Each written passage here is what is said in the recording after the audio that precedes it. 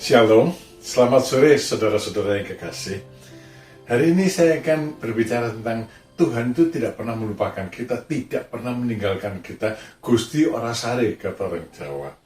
Dalam Yesaya pasal 49 ayat yang ke-14, orang Israel di sini disebutkan sebagai Sion berkata, Tuhan telah meninggalkan aku dan Tuhanku telah melupakan aku. Kenapa? Karena mereka mengalami kesukaran-kesukaran yang besar. Mereka menunggu pertolongan Tuhan, namun nampaknya Tuhan tidak melakukan sesuatu. Saudara, memang ini manusiawi. Banyak orang, termasuk saya juga, ya, di saat menderita kesukaran yang besar, yang berkepanjangan, mulai mikir, Tuhan kau ada di mana? Kenapa Tuhan kau melupakan aku? Tuhan, kenapa engkau meninggalkan aku? Mulai mikir kayak gitu, saudara. Itu tabiat manusiawi kita. Ya. Tapi sayangnya sih, kalau situasi sedang senang, banyak orang, saya juga tuh, seringkali tidak terlalu mikirkan ada disertai Tuhan, apa tidak ada disertai Tuhan, kayaknya tidak penting. Baru pada waktu kita kelapakan, kita merasakan pentingnya disertai Tuhan. Saudara, Tuhan itu bukan damkar yang seperti kita sekarang lakukan juga. Ya, mereka ada, tapi kita juga cuek saja, kecuali kalau rumah kita kebakaran.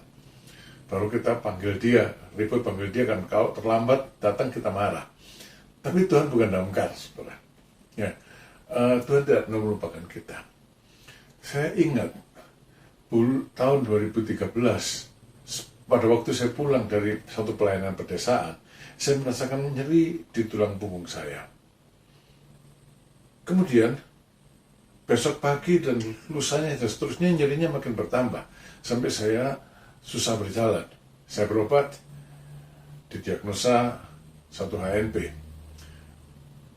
saraf punggung terjepit, diobati, di fisioterapi, suruh berenang. Ya, saya lakukan semuanya, keadaan membaik. Tapi nanti kambuh lagi. Setiap kali kambuh keadaannya menjadi makin parah. Sampai akhirnya di bulan Oktober tahun 2016, kambuh dan sangat parah. Saya tidak bisa jalan, pakai kursi roda, saya di fisioterapi, tidak ada gunanya, dan pada akhirnya suster, ya memang harus dioperasi, harus disingkirkan penjepitannya itu. Ya saya bersyukur ada satu dokter di Singapura yang bilang, sudah kesini saja, saya operasi gratis, katanya. Jadi saya berangkat ke Singapura untuk dioperasi, dan memang gratis. Namun sayangnya, dengan tidak mengurangi penghargaan kepada dokter ini, operasi tersebut gagal. Ya, bulan Desember akhir saya dioperasi, Januari saya pulang ke Indonesia masih belum bisa jalan. Bahkan keadaannya tetap parah dan menjadi makin parah. Pada bulan Maret tahun 2017, keadaan saya sangat parah sampai saya untuk duduk aja setengah mati sakitnya. Jangan lagi untuk berjalan. Ya, naik kursi roda sakit setengah mati. Akhirnya saya oleh dokter disuruh untuk MRI ulang di punggung saya. Ternyata ada infeksi di tulang punggung saya infeksi. Maka saya pikir sudah, saya kali ini ke Indonesia saja. Jadi saya ke Rumah Sakit Siloam di Tangerang. Ke sana saya diterima oleh Prof. Eka, dan Prof. Eka bilang, waduh ini harus 60 hari di rumah sakit nih. Operasinya sulit. Kalau operasinya kali ini gagal lagi, ya sudah, tidak bisa diapa-apakan, dia bilang. Jadi saya tempuh saja karena itu satu-satunya jalan. Saudara, saya masuk ruang operasi jam 6:30 pagi, saya keluar kembali ke ruangan jam 3 sore. Berapa lama operasinya saya tidak tahu. Saudara, hari-hari berikutnya tetap merupakan hari-hari penuh siksaan. Saya mendapat infus antibiotik, tapi badan saya, pembuluh darah saya tidak tahan. Setiap hari pecah, harus pindah tempat, sehingga mungkin kurang lebih 30 kali pindah. Akhirnya diambil keputusan untuk antibiotik itu dimasukkan ke pembuluh besar di leher sini langsung ke jantung, baru bisa jalan terus tanpa ada hambatan. Tapi sayangnya saya tidak tahan dengan antibiotik tersebut, sehingga setelah 45 hari komplikasi akibat antibiotik itu ada, dan saya terpaksa dihentikan pengobatannya. Saudara, selama itu saya terus terang mikir, Tuhan kok ada di mana?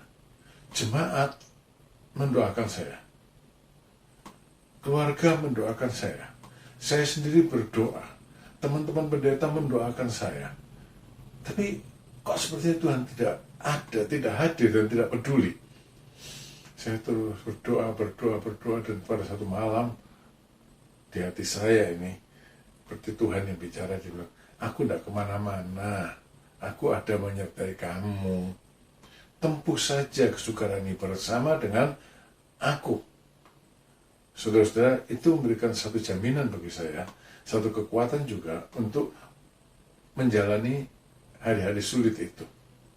Dan karena setelah 45 hari di opname, tidak ada obat yang bisa dipakai untuk saya bilang saya pulang aja lah.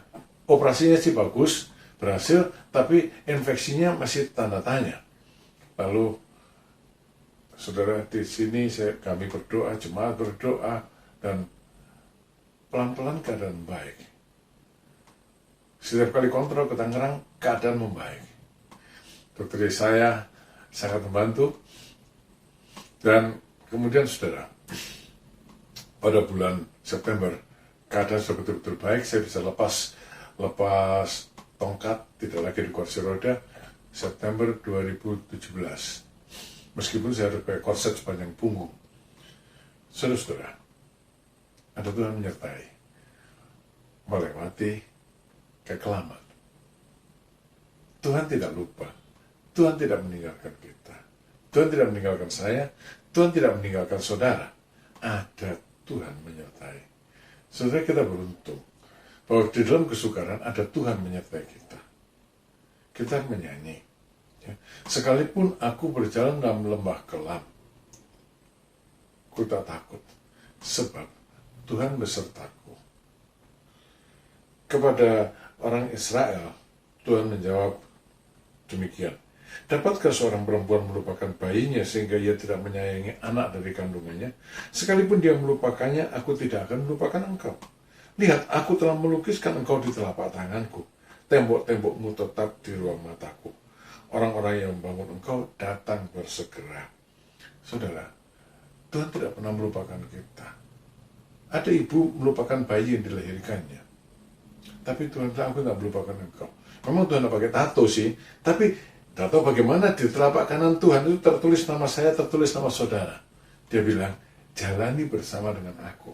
Dalam lembah kelam, jalani bersama dengan aku. Ada hari pemulihan. Saudara-saudara,